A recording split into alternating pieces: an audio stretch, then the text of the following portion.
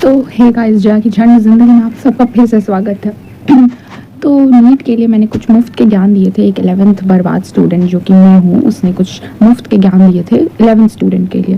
तो वो मैंने उसका पार्ट 2 बनाया, जिसमें मैं और अच्छे अच्छे फैक्ट्स आपको बताऊँगी और एकदम क्रिस्प टिप्स दूंगी, जिससे कि आपका 11th बर्बाद नहीं होगा मेरी तरह। तो आप लोग यही सोच रहे होगे कि पार्ट 1 किसने देखा, जो पार्ट 2 उठा के ले आई। बट अगर आप नहीं देख चुके हो तो आप कर क्या रहे हो, जाओ और देखो फटाफट से।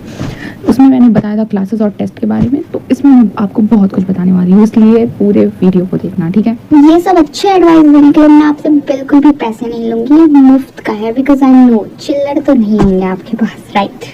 सबसे पहला फैक्ट कि अगर आप अभी 11th में आए हो, आपको बिल्कुल विदाउट प्रेशर शुरू करना है। एक छोटा सा गोल बनाना है, आपको सिर्फ अभी लेक्चर्स देखने हैं, ठीक है। मैं बताती हूँ, सिर्फ लेक्चर्स देखो, उसके डीपीपी सॉल्व कर लो। इतना सा आपका टारगेट होना चाहिए पहले कुछ दिनों के लिए। अब आप सोच रहे हो कैसी है, खुद तो बर्बाद कर रखा है, हमें भी बर्बाद कर देगी।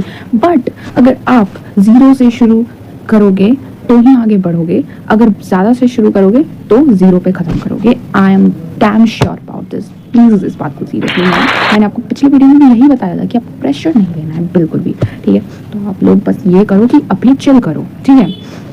तो आप ना एक काम करो, 0 से शुरू करना एकदम, मतलब आपको कम टारगेट्स रखने हैं। आपको 2 लेक्चर्स आपके होंगे, अगर आप ऑनलाइन कर रहे हो तो, ऑफलाइन भी कर रहे हो तो उतने ही टाइम में 4 घंटे की क्लासेस होती होंगी। तो आपको वो क्लासेस बस करनी है, उसको रिवाइज करना है रात को आके, और उसी के डीपीपीज लगाने हैं। अगर आप फिर अगले दिन उसको 10 मिनट में रिवाइज कर लेना, आगे के क्लासेस कर लेना, उसकी डीपीपी सॉल्व कर लेना, फिर अगले दिन रिवाइज। ऐसे आपका लूप बनना चाहिए, ठीक है। ऐसा नहीं है कि आपने एक दिन में रगड़ डाला, अगले दिन कुछ नहीं किया, ऐसा नहीं है। कंसिस्टेंट रहना है, डिसिप्लिन रहना है, सबसे मेन पॉइंट यही है। तो मुझे खुद नहीं याद रहता कि मुझे बोलना क्या है, इसलिए मैंने एक स्क्रिप्ट लिखी है और इसी से मैं देख देख के बोल रही हूँ सारी। मतलब मैंने स्क्रिप्ट, वैसा वाला स्क्रिप्टेड वीडियो नहीं है, ये मेरी कहानी है, मुझे आपको बतानी है। बट कुछ याद नहीं रहता है मुझे। मैं एक बहुत ही अल्जाइमर छोड़ेगा दिमाग हो रहा है। हाँ, तो कि कैसी लड़की है भाई, खुद जो लिखा है वही भूल जाती हूँ। हाँ, तो उसमें मैंने लिख रखा है कि आपको कोई भी फेस्टिवल एंजॉय करना है, ठीक है। आपको कोई भी फेस्टिवल एंजॉय करना है, बट उससे ज़्यादा एक्स्ट्रा छुट्टी मत मारना, क्योंकि फेस्टिवल्स में आपको छुट्टी मिलेगी, ठीक है। ये कोई बहाना नहीं होता, फेस्टिवल्स होते हैं भाग्य से। तो आपको फेस्टिवल्स में छुट्टी मिलेगी, तो आपको फेस्टिवल एंजॉय करना है। लेकिन अगले दिन वापस उस फेस्टिवल का जो मूड, ओ क्या मज़ा आ रहा था, ये ड्रीम लैंड में आपको नहीं जाना है। आपको क्लासेस करनी है, आपको लेक्चर्स लगाने हैं। मेरा क्या होता था, चलो एक क्लास हो गया, सॉरी फेस्टिवल हो गया, अब अगले दिन उस फेस्टिवल के बारे में सोच रहे हैं, तब तक में दूसरा फेस्टिवल आ गया, उसमें छुट्टी मिली, बट हम उसके आगे का सोच रहे हैं। ये सब करने के चक्कर में आप फंस जाओगे बैकलॉग की दुनिया में, ठीक है। तो आपको नहीं करना है ये, आपको छुट्टी मारनी नहीं है, आपको छुट्टी मिलेगी, ठीक है। तीसरा पॉइंट है कि अगर आपका बैकलॉग हो गया, सपोज आपकी कोई दादी मर गई, दादाजी मर गए, जैसे मेरे 12th में मर गए, तो मेरा वापस बैकलॉग हो गया, ठीक है। लेकिन फिर भी मैं उसे कवर कर लूँगी, I am damn sure about it, okay. तो आपको क्या करना है, अगर आपका बैकलॉग हो भी गया तो जस्ट चिल। ये कैसी चिल्लड़ लड़की, ये कैसी चिल्लर लड़की है, चिल में चिल। हाँ, तो ना फिर उस प्रेशर में आ जाओगे, आप कुछ नहीं कर पाओगे। उससे अच्छा है कि आप सैटरडे संडे को आपकी क्लासेस नहीं होंगी, अभी I know it, okay, I know it. तो आपके सैटरडे संडे को क्लासेस नहीं होंगे, उस दिन चिल नहीं करो, उस दिन थोड़ा पढ़ लो, थोड़ा सा पढ़ लो। क्लास नहीं हो रहा है तो क्लास के टाइम पे कर लो, नहीं तो हर दिन 1 घंटा डालो। पूरे हफ्ते में अगर 1-1 घंटे भी आप बैकलॉग्स को डालोगे ना, तो ठीक है, ओके, हो जाएगा। धीरे धीरे कर लो, हो जाएगा। अभी आपको लग रहा होगा कि बाप रे बैकलॉग, बट ये बैकलॉग कुछ नहीं है, कुछ नहीं है बेटा, कुछ नहीं है। जब आप 12th में जाओगे और आपका पूरा 11th साफ होगा ना, उस टाइम ऐसा एहसास होना चाहिए। अभी नहीं, अभी प्रेशर नहीं लेने का बेटा, प्रेशर नहीं लेने का। अभी पढ़ लो, ठीक है, कंप्लीट कर लो, कंप्लीट कर लो। देखो, नॉर्मल डे में तो तुम्हें मैंने बता ही दिया है कि सबसे पहले तुम्हें क्लासेस, पहले सुबह सुबह उठ के रिवाइज करो, फिर क्लासेस करो, फिर डीपीपी लगाओ। उसके बाद आप पहले नोट्स अच्छे से कंप्लीट कर लेना। मतलब जो नोट्स सर लिखवाते हैं, तो वो अगर आप साथ साथ नहीं भी लिख पाते हो, आप समझने में आपको टाइम लग जाता है, तो आप समझते रह जाते हो। अबे यार बुलेट वाले, हाँ, तो आप ना फिर उसको, आप नोट्स के लिए थोड़ा टाइम दे सकते हो, उसको रिवाइज भी हो जाएगा आपका, साथ में कोई प्रॉब्लम नहीं है, ठीक है। सॉरी यार, वो क्या है ना कि मैंने सुबह में वीडियो जो शूट करी थी उसमें मैं आधे में ही मुझे काम आ गया था, तो अब मुझे रात को करना पड़ रहा है, इसलिए मुझे फ्लैश लाइट भी ऑन करना पड़ रहा है। दैट इज़ वाई थोड़ा सा आप लोग को चेंजेस नज़र आ रहे होंगे। एंड रात है तो लाइटिंग भी कुछ सही नहीं है, और पीछे से आपको अनुपमा की आवाज़ें भी आ रही होंगी। तो इन सबको इग्नोर करते हुए चलिए हम लोग आगे चलते हैं। मैं थी आपके 5वें पॉइंट पे। Let's see the script. या हाँ, तो इसमें क्या है ना कि 5वां पॉइंट ये कहता है, अगर आप लोग डीपीपी सॉल्व कर रहे हो, जो आपको करना ही है, ठीक है, इसमें कोई आपको है नहीं कि आपको नहीं करना है। डीपीपी सॉल्व करने का सही तरीका क्या है? डीपीपी सॉल्व करने के लिए सबसे पहले आपको क्या करना है कि बायो है अगर, तो आप उसका एनसीईआरटी रटो। जो भी पढ़ाया गया है कम ही पढ़ाया गया होगा, आपको ज़्यादा कुछ ब्रह्मांड नहीं पढ़ा दिया गया होगा, आप उसको रटिए।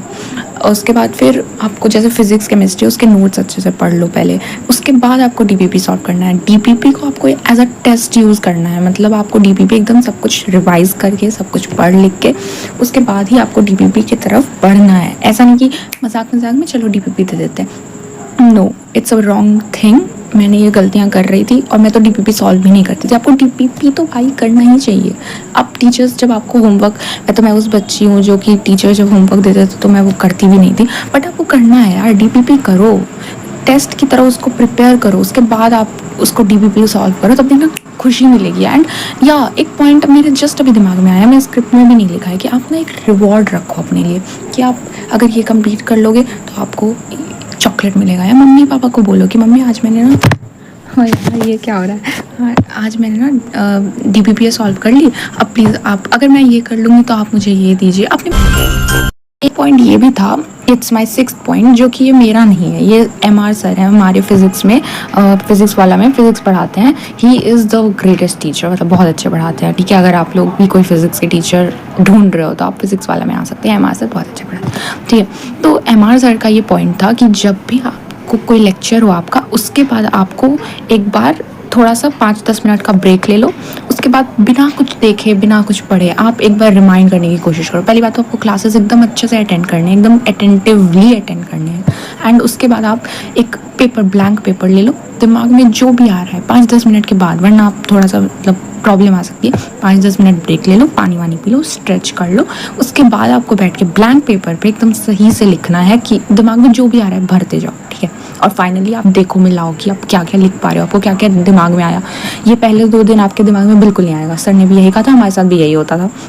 बट उसके बाद ना आप एकदम से, मतलब आपको लगेगा सब कुछ याद आते जा रहा है, आप सब अच्छे से लिख पाओगे। It's very very great thing sir ने हमें बताया, अच्छा वो हमें मिले, ठीक है।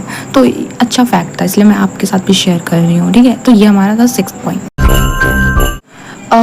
7th पॉइंट इज़ द कि आप लोगों को ना सैटरडे को पूरे सुबह के टाइम पे आपको रिवाइज़ कर लेना है, ठीक है। अच्छे से जितना भी पूरे वीक में आपको पढ़ाई हुआ है उसको आप रिवाइज़ करो। अगर आपका 1-2 का बैकलॉग है तो आप उसको भी कवर कर लो जल्दी से। Saturday is the free class, I know it.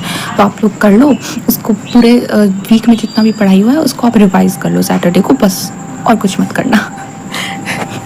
तो मैं आपको बता रही हूँ, कुछ मत करना। रात को मस्त जो भी देखना है देखो, जो करना है चिल करो। It's a weekend time bro, मस्ती करो, ठीक है। लेकिन अगर आपका सुबह यूटिलाइज हो रहा है तभी, आपको दिन में पढ़ना है तब आप रात को आराम से जो करना है कर सकते हैं, वरना प्लीज़ मत करना। आपको ये तो करना होगा ताकि आप रात को चिल कर सको, ठीक है। तो चिल करने के लिए देखो, ऑनेस्टली मुझे ना 10th पॉइंट कुछ मिल नहीं रहा था, ठीक है। तो मैंने ना पॉइंट खुद से बना डाला कि अगर तुम फ़ोन से पढ़ाई कर रहे हो तो मत करो, इससे आईज स्ट्रेन हो जाएंगी, तुम्हें इतने छोटे से स्क्रीन पे देखने में तो मज़ा भी नहीं आएगा, पढ़ भी नहीं पाओगे। एक टैब, लैपटॉप कुछ भी खरीद लो। मेरे पास जो टैब है रेडमी टैब, मैं उसका डिस्क्रिप्शन में आपको लिंक डाल दूँगी, आप लोग वो खरीद सकते हो। बहुत ही चीप प्राइस में सही सा माल है भाई, तुम टैब ले लो। लैपटॉप सबके बस की बात नहीं होती, बट टैब तो फ़ोन के प्राइस में मिल जाती है। ऑफ कोर्स में अगर ऑनलाइन क्लासेस कर रहे हो लेना ही चाहिए। मैंने भी पहले के 4 महीने मैनेज किया था, बट फिर मम्मी ने कहा कि भाई तुम ले ही लो, क्योंकि इट्स इम्पॉर्टेंट थिंग, तुम्हारा आँख खराब हो जाएगा। एंड तुम थोड़े अमीर हो ना, तो लैपटॉप ले लेना, ठीक है। पर गलत इस्तेमाल मत करना, मेरी तरह दोनों चीज़ों का अच्छे से इस्तेमाल करना, सिर्फ पढ़ने के लिए करना। और एक ब्लू रेज वाली कुछ क्लासेस होती है ना, वो भी यूज़ कर लियो, बट मेरे पास नहीं है।